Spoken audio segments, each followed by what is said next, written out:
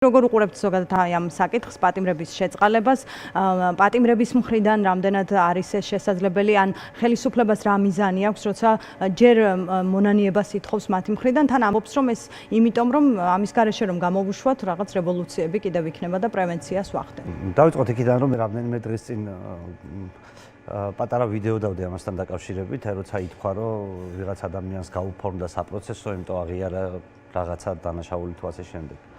ჩემი აზრით, ყველასთვის გასაგებია, რომ ეს ხალხი, უდიდესი ნაწილი, მე არ ვიტყვი ყველა, იქ ვიღაცის ქმედებაში შეიძლება იყოს ეს სამართლის ნიშნები, მაგრამ ძირითადი ნაწილი, მზია ამაღლობელი არის, კარგი кейსი. აი, მზია ამაღლობელი სუსტად გვესმის, რომ არაფერ შუაში არ არის სისხლის სამართლის დანაშაულის ჩადენასთან. აი, უბრალოდ ყველასთვის ეს გასაგებია.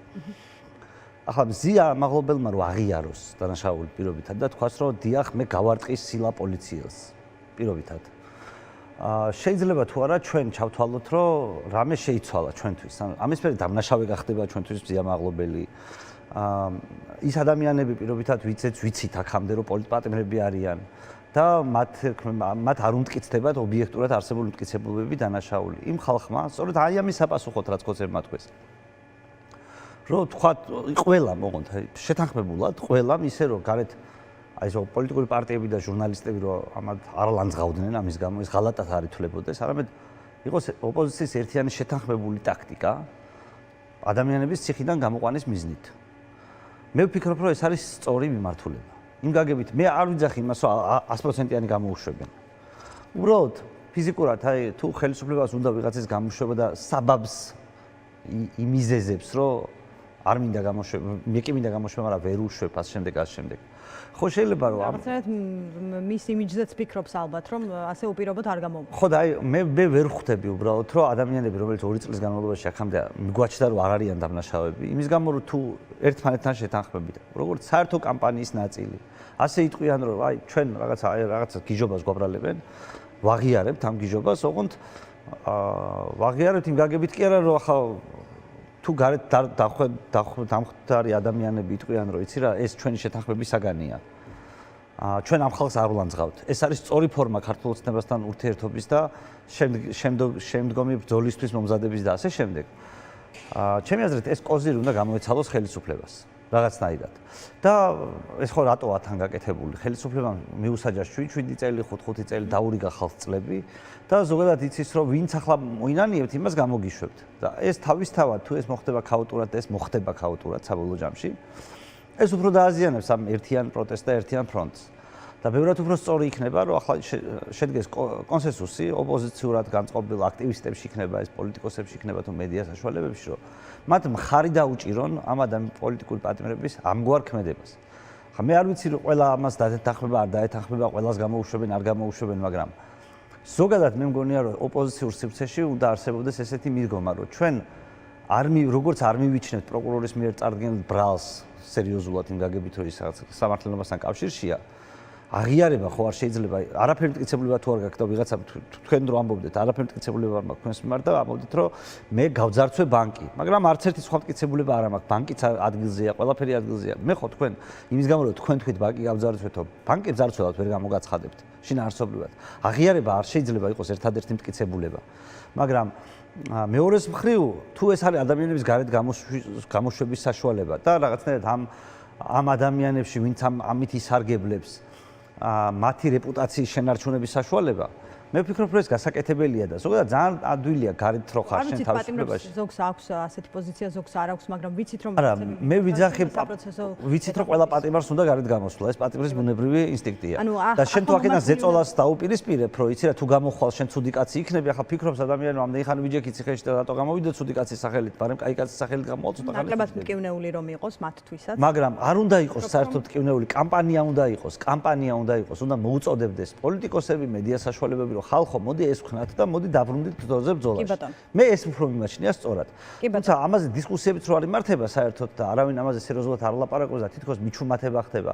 ამ დროს ვიღაც ადამიანები წერენ შეწყალებაზე განცხადებებს, ვიღაც ადამიანები აღიარებენ დანაშაულს და ავტომატურად თუ ეს ერთიანი კამპანიის ნაწილი არ არის, ეს ხალხი გამოდის გალანძღული ამ პროცესიდან და მე კიდე არ მინდა ეს ხალხი გალანძღული გამოდიოდეს ამ პროცესიდან. კი ბატონო, რაც შეეხება თვითონ პოლიტიკურ პროცესს, ბოლო პერიოდში აი ამ პროცესში გაჩნდა საუბარი იმის შესახებ, თუ როგორი უნდა იყოს მომავალი მრავალი არჩევნები ნებისმიერი რიგგარეშე თუ კალენდარული და რა შემთხვევაში შეიძლება ოპოზიცია მიიღოს ამ არჩევნებში მონაწილეობა და რა შემთხვევაში არა. თქვენ როგორ უყურებთ აი ამ პროცესს, რამდენად არის შესაძლებელი ხელისუფლების ისე დასუსტება აი ამ ეტაპზე, რომ ის დათანხმდეს სამართლიან არჩევნებს? მოდი დავიწყოთ ცოტა უფრო შორიდან. იმ გაგებით, რომ ჩვენ ვიცით, რომ ცოტა ხნის წინ იყო საუბარი, რომ საერთოდ ქართული ოცნებარი არალეგიტიმური, მაგაც საერთოდ არაფერზე არ უნდა ელაპარაკო, მათ შორის მხოლოდ კაპიტულაციაზე უნდა ელაპარაკო და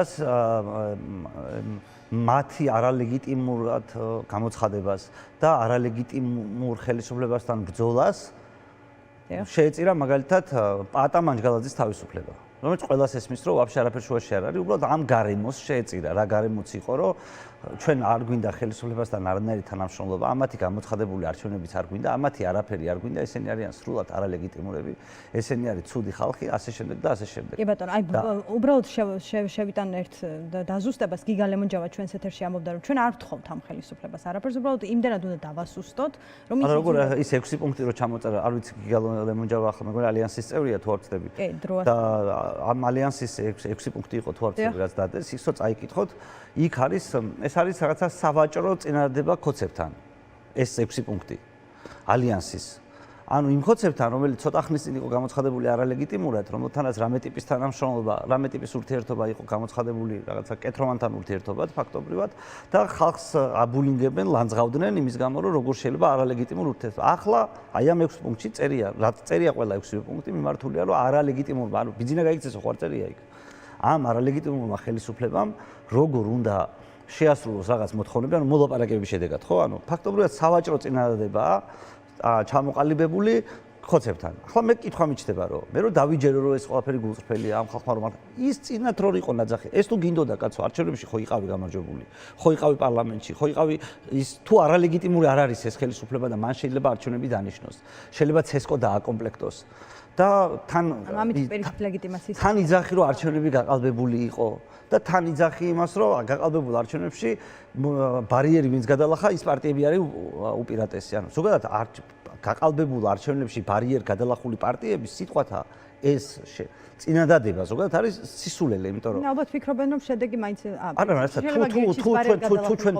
თუ ჩვენ დავთანხმდებით იმ ფაბულას, რომ ბარიერ გადალახული პარტიები გაყალბებულ არჩევნებში, ყველა ბარიერ გადალახული პარტია ეჭქვეშვა დააყენა, იმიტომ რომ თუ გააყალბა მთავრობამ არჩევნები, ესე იგი ბარიერიც ხო იმან გადაგალახინა, ვინც არჩევნები გააყალბა და ესე იგი ერთადერთი ნამდვილი ოპოზიციონერი მე გამოვდივარ, ვისაც ბარიერი არ გადაალახინეს ამ გაგებით.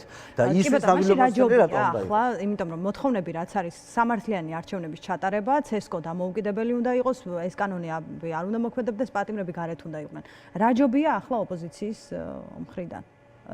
რა სტრატეგია აჯობებდა? არა, ჩემი აზრით ყოველთვის ჯობია, რომ ზოგადად რაღაცას რო შეცდები, უნდა აღიარო, რომ შემეშალა, შევცდი და მოდი ახლა ეს რაღაცა შეცდომა არ გავიმეოროთ. ასეთი მოქმედებით ნებისმიერ საქმეს ჩვენ რასაც არ უნდა ვაკეთებდეთ, რომ დავინახავთ რომ რაღაცა შეცდომა დაუშვით, იმას ხო არ ვიმეორებთ, პირიქით ვაზღვევთ, რომ ის მეორჯერ არ განმეორდეს.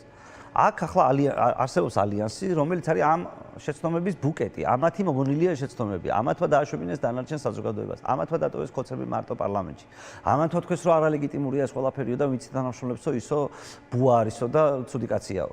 ახლა კიდე ამბობენ რომ იცი რა, თურმე არ არის ხოცები არალეგიტიმური, თურმე მათ შეუძლიათ რომ არჩევნების დანიშნონ, თუ მათ შეუძლიათ ცესკო დააკომპლექტონ თავიდან, მათ შეუძლიათ ის თავიანთი მიღებული კანონები უნდა გააუქმონ თურმე და მაშინ ეს რატო მაშინ ეს პარლამენტში არ შეხვედი? ანუ თქვენ ფიქრობთ რომ ეს მოთხოვნები, ამ მოთხოვნების წაყენებით მათ ლეგიტიმაციას ანიჭებენ? არა, ეს ვაჭრობაა ხელისუფლებასთან ღია. ლეგიტიმაციას არ ვანიჭებთ, არც არალეგიტიმურია ის.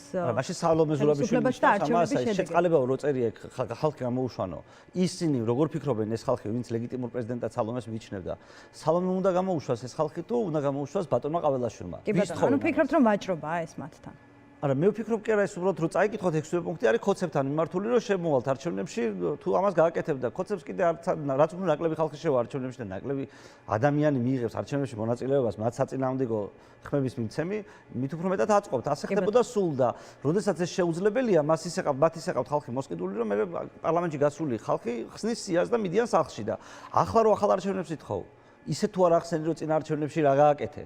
ისე რატო უნდა მოქცეს ხალხმა მე ახლა არ მესმის ხომ იცეს გვარამიას ხმა ხომ იცეს იმ ხალხს ხმები რომელიც ახლა არჩევნებს ატარებენ და ხო უარი თქვეს ამ ხმებზე ხო უარი თქვეს პარლამენტში მუშაობაზე მასე პარლამენტს არჩევნების მოთხოვნას ისე რომ საერთოდ არაფერი არ გადააზრებული რომ მე რაღაცა რაც გავაკეთე არასწორი იყო პარლამენტში სასვლელი იყო სამუშაო იყო ხალხს როგორ თქო ხმა მომეციო კაცო რომ მოგცე რა აზრი აქვს გაძლევ ხმაზე არ შედიხარ მაინც და არ მუშაობ